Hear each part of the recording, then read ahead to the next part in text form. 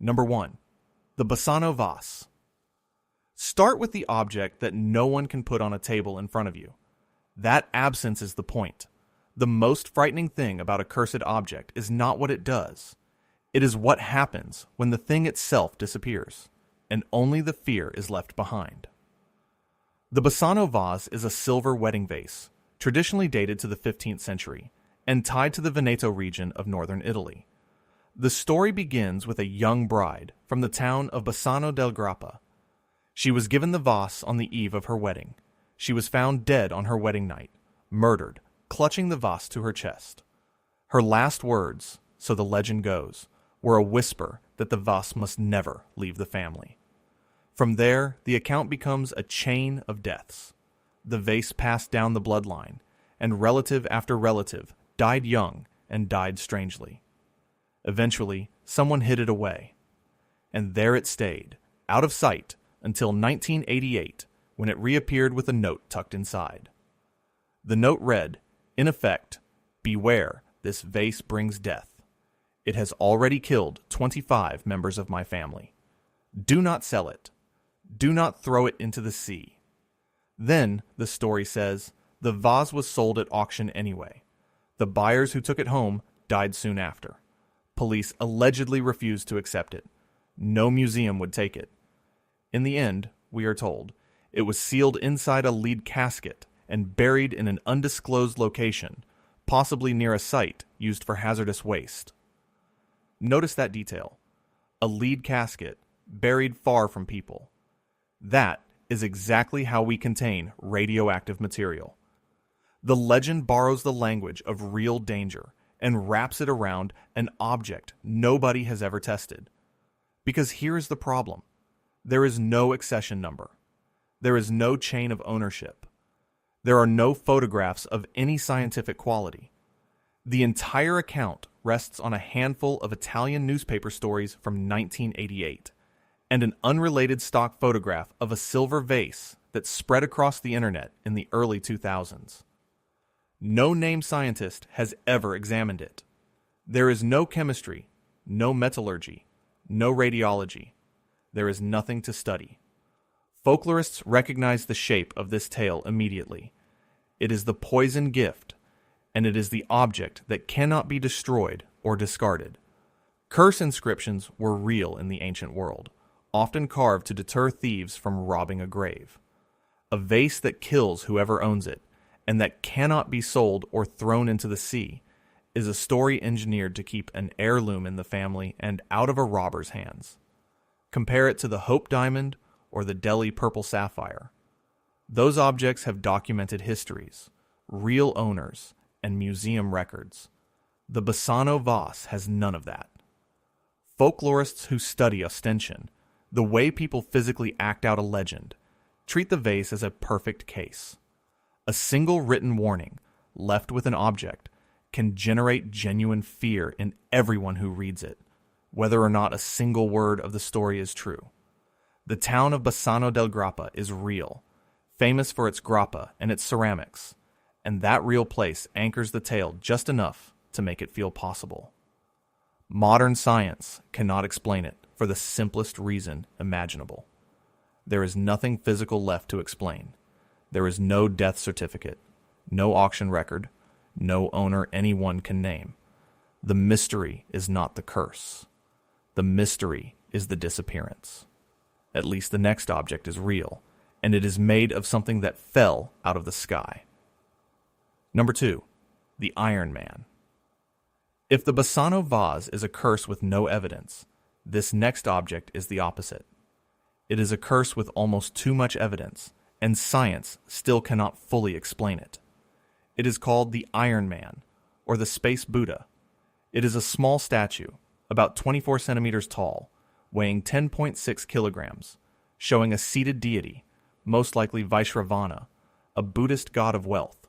On its chest is carved a swastika, an ancient symbol in Buddhism and Hinduism long before the 20th century twisted its meaning.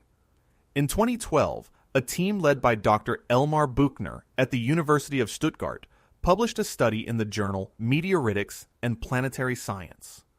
Their conclusion was extraordinary. The statue was carved from a meteorite, specifically from the Chinga meteorite, a mass of iron that fell to Earth about 15,000 years ago along the border of Siberia and Mongolia. How could they be sure? The metal told them. The statue's iron had a high nickel content, around 16%, along with cobalt and trace amounts of germanium and gallium.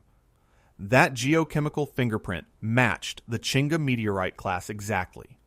Meteoritic iron also carries a distinctive internal crystal structure, the Widmanstätten pattern, that forms only over millions of years of slow cooling in space. It is effectively impossible to fake, so the metal is genuinely extraterrestrial. That part is settled. The mystery begins with the carving. How did the statue reach Germany? It was reportedly brought back by an SS expedition to Tibet in 1938 and 39, led by the zoologist Ernst Schaefer and sponsored by Heinrich Himmler's Ahnenerbe Institute. The swastika on the chest almost certainly explains why the SS were drawn to it. Buchner's team estimated the carving dated to around the 11th century, but other scholars pushed back hard.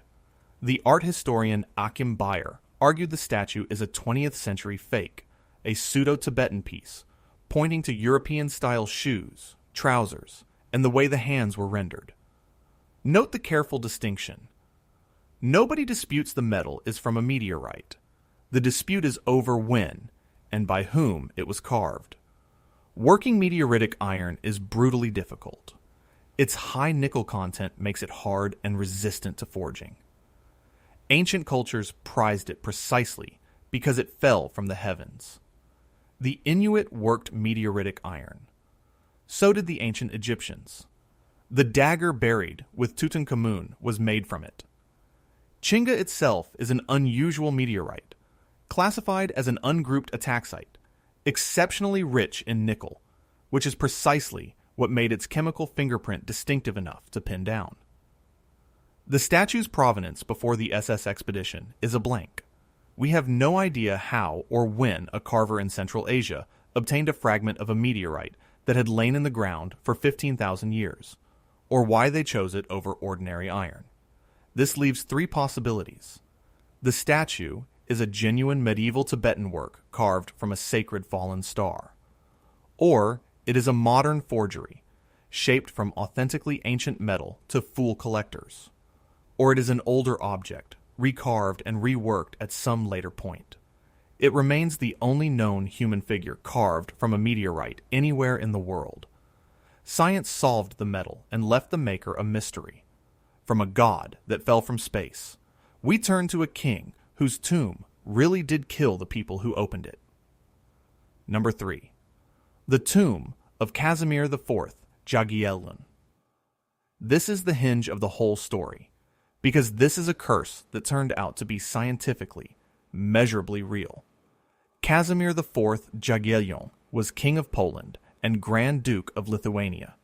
He reigned from 1447 to 1492, one of the most powerful rulers of his dynasty. He was buried in Wawel Cathedral in Krakow, in a magnificent red marble tomb carved by the sculptor Veit Stoss. In 1973, a team of conservators opened the tomb to study and preserve the remains. What followed became legend. Within a short span of time, roughly 10 to 15 of the people connected to the opening died. Some within weeks, some within months. The whispers began at once. The curse of Casimir, a Polish echo of the curse of Tutankhamun. But this time, someone looked closely. The microbiologist Bolesław Smyk investigated and found the answer inside the tomb itself. Toxic fungi. Among them, Aspergillus flavus, a mold that produces aflatoxins, which are among the most potent naturally occurring carcinogens and liver toxins known to science. Here is the mechanism. The fungus can lie dormant for centuries inside a sealed, airless, organic-rich tomb. The moment the tomb is opened, the spores are disturbed and become airborne.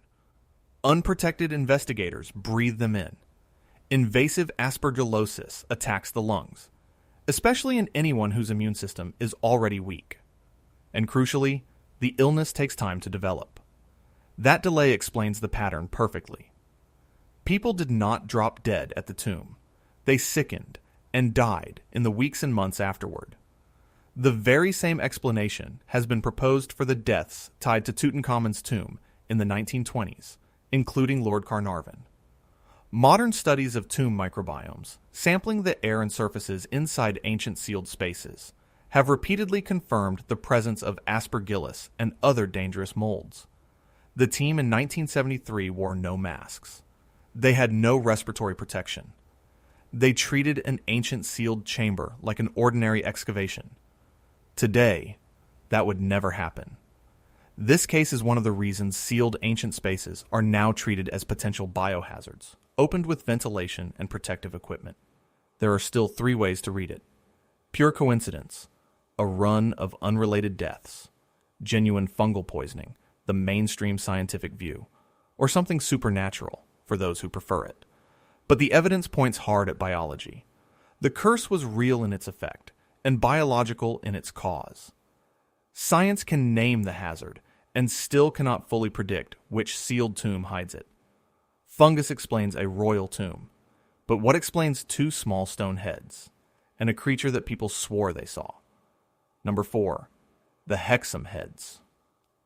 From a hazard we can grow in a laboratory, we move to a case science can neither prove nor debunk, because the objects themselves are gone. In February 1971, 2 boys named Colin and Leslie Robson were digging in the garden of their home in Hexham in Northumberland, England. They pulled 2 small carved stone heads out of the soil, each about the size of a tennis ball. One was described as male, with a hair-like top, the other as female. Both had oversized skulls and staring, unsettling features. After the heads came into the house, the family reported strange disturbances. Objects moved on their own. And then came the sightings. A neighbor, Ellen Dodd, reported a wolf-like creature entering her home the same night the heads were nearby, something half human and half animal. The heads were passed along to researchers, including Dr. Anne Ross, a respected Celtic scholar and an expert on the Celtic cult of the human head. Ross took the heads to her own home, and Ross, an academic, author of the book Pagan Celtic Britain, later reported waking to a terrifying wolf-like apparition on her staircase. Now, the Celtic head cult is real archaeology. Iron Age. Celtic cultures across Britain and Ireland venerated the human head as the seat of the soul, and carved stone cult heads are a genuine, documented category of object. There are parallels across Europe, such as the shrine at Roquepertus in France, dense with severed head imagery. So Anne Ross believed the heads were ancient, perhaps 1,800 years old. Then came the complication. A local man named Desmond Craigie claimed that he had carved the heads himself, around 1956, as toys for his daughter, when he lived in that very house. He even tried to reproduce one to prove it. The reproduction did not perfectly match. A geologist, Don Robbins, examined the heads and reported a cement-like composition rather than natural local stone, which supported the modern carving theory. And then the heads vanished. Their current location is unknown. No modern materials testing can ever settle the question, because there is nothing left to test. So we are left with 3 readings. Genuine Celtic cult heads, over 1,000 years old. Ordinary concrete toys made in the 1950s. Or a shared psychological panic, in which people primed by a powerful legend saw the same terrifying thing. The independent witnesses are what keep skeptics honest, because Ellen Dodd and Anne Ross did not compare notes before they described the same wolf-like creature. And Anne Ross was no sensationalist. She was a serious academic, which is exactly why her account carried such weight and unsettled so many people. But the disappearance of the objects makes the entire case permanently unfalsifiable. It is the purest example in this whole list of a single hard rule. Once an object's provenance is lost, science can never recover it. At least the next tomb held real gold and a real body count. Number 5. The Tomb of the Lord of Sipán. Here the curse and the tragedy are tangled together, and the deaths were entirely human. In 1987, at a mound called Huaca Rajada, near the village of Sipán in northern Peru, the archaeologist Walter Alva uncovered one of the richest, most intact burials ever found in the Americas. It was the tomb of a ruler of the Moche, or Mochica, culture, dated to roughly 300 of the Common Era.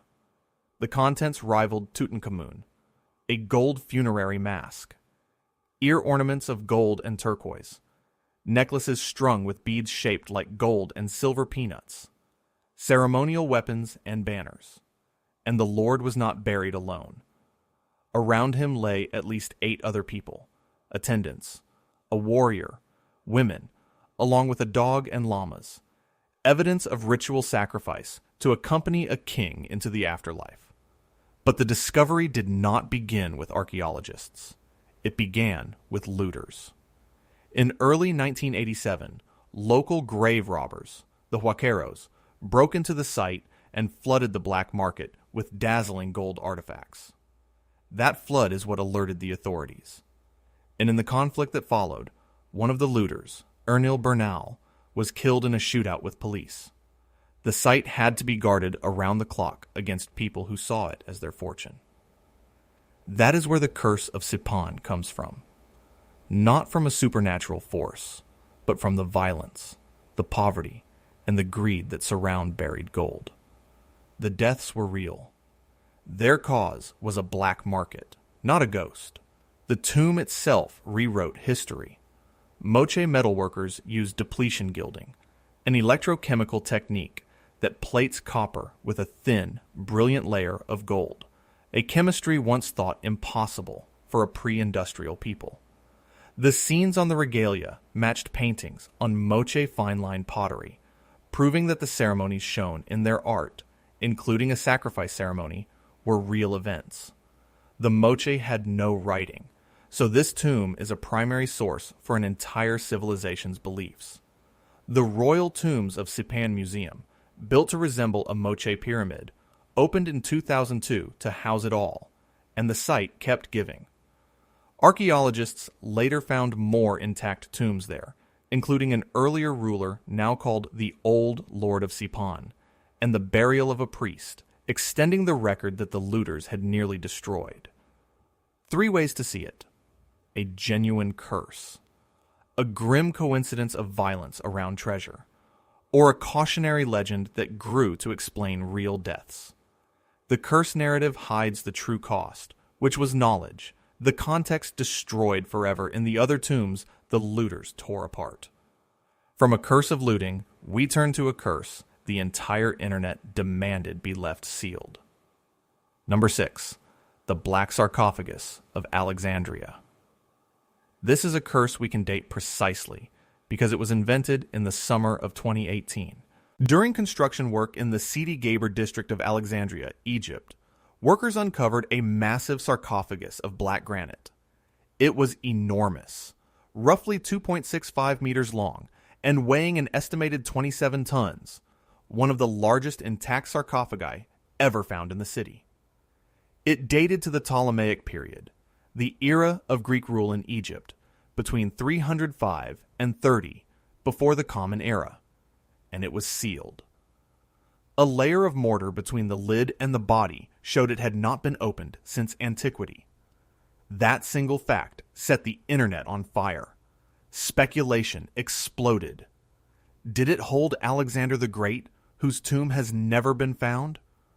Would opening it release an ancient curse? An online petition actually circulated, begging the authorities to leave it shut. They opened it anyway. Mostafa Waziri of Egypt's Supreme Council of Antiquities gave the order. And inside were 3 skeletons, submerged in a pool of reddish-brown liquid so foul that the smell became infamous. The red liquid was not blood, and it was not mercury. It was decomposed human remains mixed with sewage that had seeped in over the centuries. The revelation became a viral joke, with people online claiming they wanted to drink the sarcophagus juice. The science, once the object was actually in hand, moved quickly. The 3 individuals appeared to be ordinary people, possibly soldiers. One skull showed a hole that may be evidence of trepanation, a form of ancient surgery, though that interpretation is still debated. There were no inscriptions, no grave goods, no royal markers. Bioarchaeologists set to work to determine the age, the sex, and possibly the origin of the three. There was never an ancient curse text attached to this object. The curse was manufactured entirely by modern media and internet culture, projected onto a sealed box that happened to be dramatic. It is a near-perfect case study in how the modern internet builds a curse around any sealed ancient container in a matter of hours. Alexandria, Egypt's great Greek capital, still hides the lost tomb of Alexander somewhere beneath its streets, and intact Ptolemaic burials surface routinely under the modern city, which is why a construction crew hit one in the first place. So the theories that remain are mundane: soldiers, executed prisoners, or a simple family burial. The only real mystery is who these three people were. The curse was a viral fiction, but their identities are still genuinely unknown. That curse was invented in public. The next one is said to have killed the very men who found the body. Number 7. Ötzi the Iceman. This is the most studied ancient human being on Earth, wrapped in a curse made of pure coincidence. In September 1991, two German hikers, Helmut and Erika Simon, were crossing the Ötztal Alps on the border of Italy and Austria when they found a body emerging from the ice at about 3,200 meters. They assumed it was a modern climber. It was not. Radiocarbon dating placed the man's death at around 3,300 before the Common Era, roughly 5,300 years ago, in the Copper Age. He had been preserved by an accident of geography. He died in a gully, and the glacier flowed over the top of it, freeze-drying his body while shielding it from the crushing, grinding movement of the ice above. His skin, his organs, and his belongings survived intact. He carried a copper axe, about 99.7% pure copper, a flint dagger, a longbow, a quiver of arrows, and a birch bark container. The science that followed reads like a biography. A flint arrowhead was found lodged in his left shoulder. He had been shot from behind and likely bled to death. Ötzi is a 5,300-year-old murder victim. He carried about 61 tattoos, made by rubbing charcoal into small cuts, clustered over his joints and lower back, possibly an early form of pain treatment. His stomach and intestines preserved his final meals: ibex and red deer meat, einkorn wheat, and even traces of toxic bracken fern. His genome was sequenced. He had brown eyes, he was lactose intolerant, and he carried a genetic predisposition to heart disease. And then there is the curse. In the years after the discovery, several people connected to Ötzi died. Helmut Simon, who found him, died in a mountain accident in 2004. The forensic pathologist Rainer Henn, who had handled the body, died in a car crash on his way to a conference about the Iceman. In curse folklore, around 7 deaths were linked to him. But look at what is missing. There is no fungus. There is no toxin. There is no mechanism at all, unlike the tomb of Casimir. Dozens of scientists, guides, and officials handled or studied Ötzi over the years. Across a group that, large, over decades, some deaths are simply certain. Mountaineering is dangerous. Car crashes happen. What we are seeing is confirmation bias, the human habit of remembering the deaths and forgetting the hundreds who were fine. There is a human undercurrent to the legend as well. A bitter legal dispute broke out over who deserved the finder's reward for the body, a fight about money that trailed the discovery for years and gave the curse a shape people could feel. So the 3 readings are coincidence, psychology, or a genuine curse. The evidence overwhelmingly favors the first 2. Ötzi now rests in the South Tyrol Museum of Archaeology in Bolzano, in a custom cold chamber that recreates the glacier that kept him. Pollen recovered from his gut even showed that he died in the spring, and that he had moved up and down between different altitudes in his final days.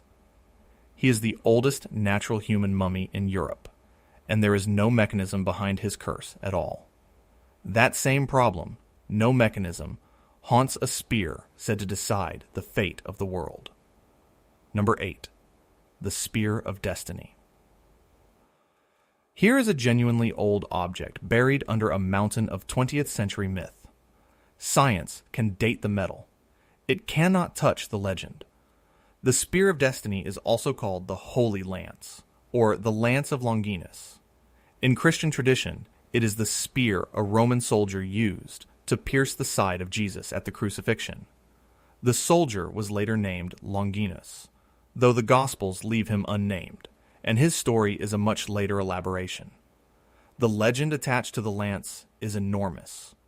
Whoever holds it and understands its power holds the destiny of the world, and whoever loses it dies. The trouble is that there is more than one. At least 3 objects have claimed to be the Holy Lance, the most famous held in Vienna, in Rome, and formerly in Armenia. The Vienna lance, the imperial lance, is the one wrapped in the darkest legend. It was part of the regalia of the Holy Roman Empire, carried by emperors, and it contains an embedded iron pin said to be a nail from the crucifixion. In 2003, the metallurgist Dr. Robert Feather was granted permission to examine the Vienna lance. His analysis dated it to around the 7th century of the Common Era. That is far too late to have been present at a 1st century crucifixion. But there was a catch. The embedded iron nail could not be conclusively dated, leaving one narrow thread of ambiguity for believers to hold. The modern Spear of Destiny mythology comes largely from one book, Trevor Ravenscroft's 1972 work of that name.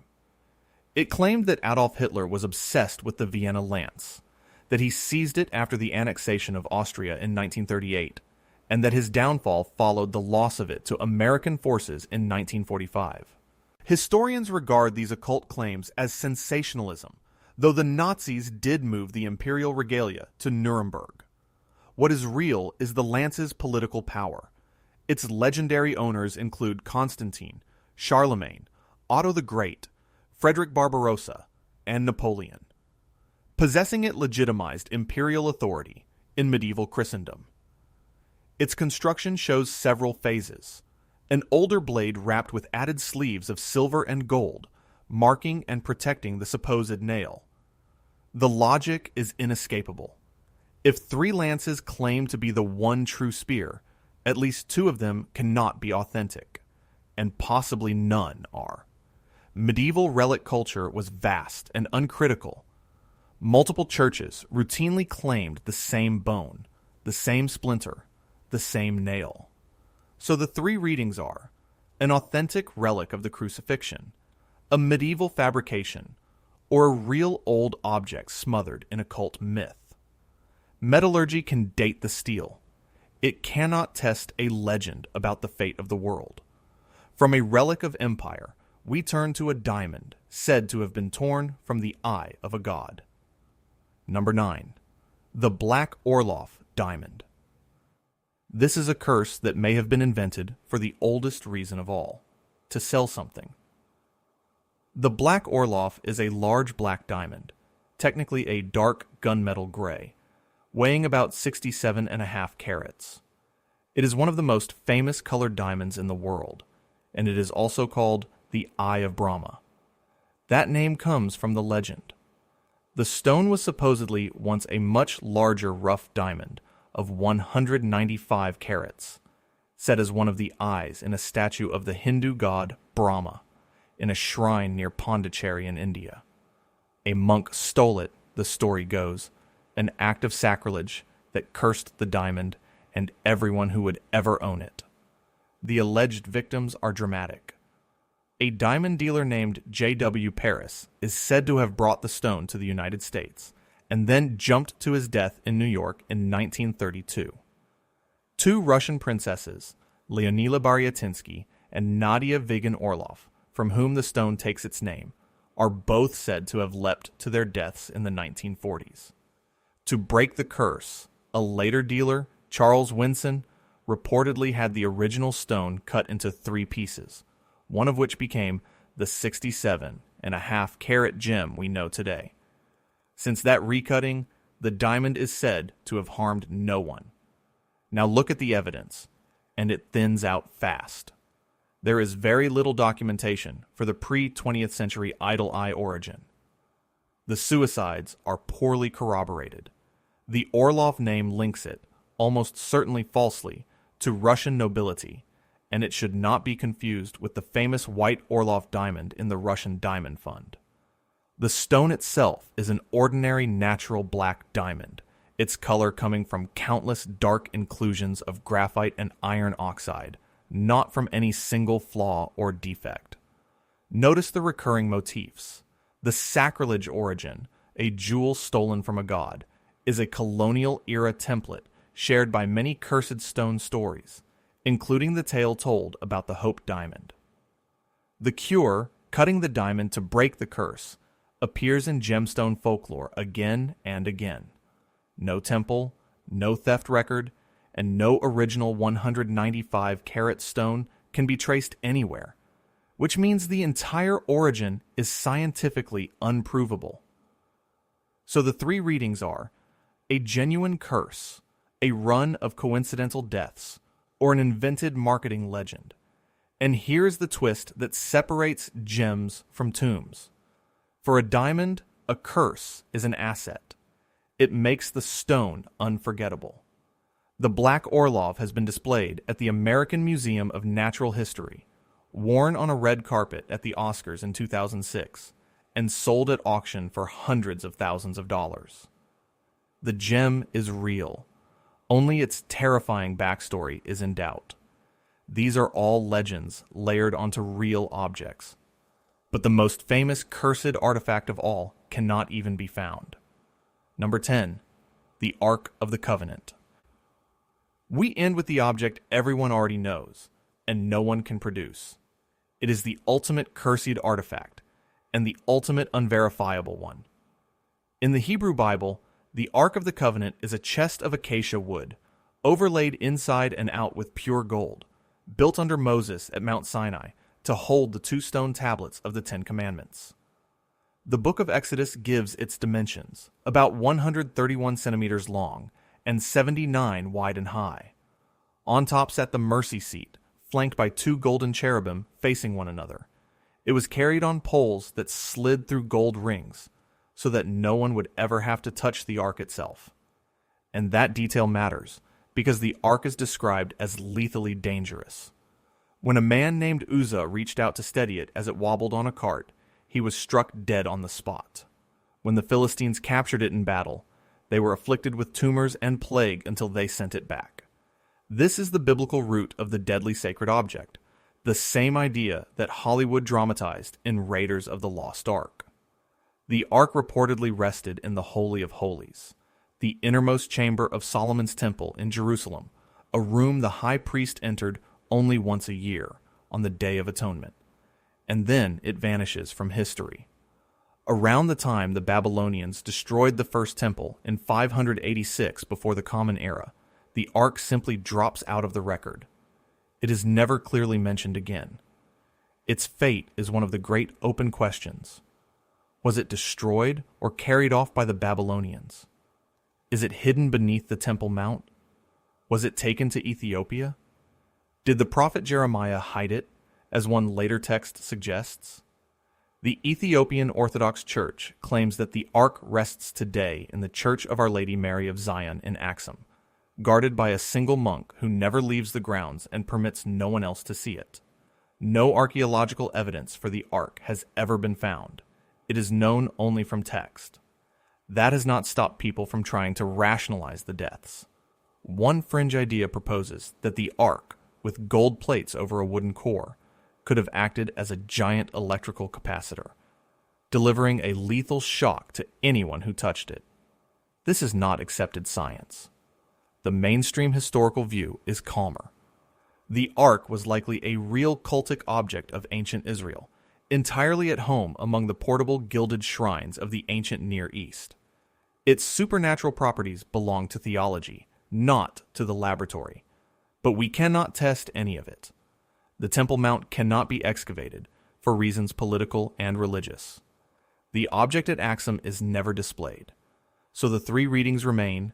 The Ark was destroyed long ago, it is hidden, and could one day be found, or it is hidden forever, beyond all reach. Nearly everyone on Earth knows the image of a golden box that kills those who mishandle it. And its total absence, despite that fame, is the real and permanent mystery. Lay the 10 objects side by side and the patterns start to show themselves. There are really 2 families of cursed thing.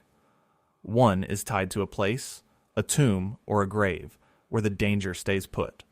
The other travels with ownership, following the object from hand to hand, like the Basano Vase or the Black Orlov. Certain motifs repeat across cultures and centuries. There is the sacrilege origin, the curse born from stealing something from a god or from the dead. There is the object that cannot be destroyed or discarded, no matter how hard its owner tries. And there is the ritual cure, the idea that cutting a diamond into pieces can break the spell it carries. Look at what the curses cluster around. Gold, jewels, royal tombs. Value attracts legend because value attracts people, and people bring conflict. And notice when the deaths happen. They cluster around discovery, around looting, around the moment of opening and studying. These are moments of human tension, greed, and fear. Many curses, when you strip them down, are really about money, finders' rewards, looting profits, auction prices. There is one more pattern, and it is the sharpest of all. The better documented an object is, the weaker its curse. The Ötzi the Iceman, studied down to his last meal, has a curse made of pure coincidence. The objects that vanish, the vase and the Hexham Heads, keep their power forever, because there is nothing left to disprove them. A curse, in the end, is a story we attach to an object at the exact moment we feel most afraid of it. And yet some of these dangers are not stories at all. Sometimes the curse is real, and it is chemistry and biology we simply did not understand in time. The clearest case is the tomb of Casimir IV, Aspergillus flavus, growing in the dark, releasing aflatoxins, lying dormant for centuries, then filling the air the moment the seal was broken. The delay before the illness struck is exactly what a fungal infection produces, and it is why the same explanation fits the deaths around Tutankhamun's tomb.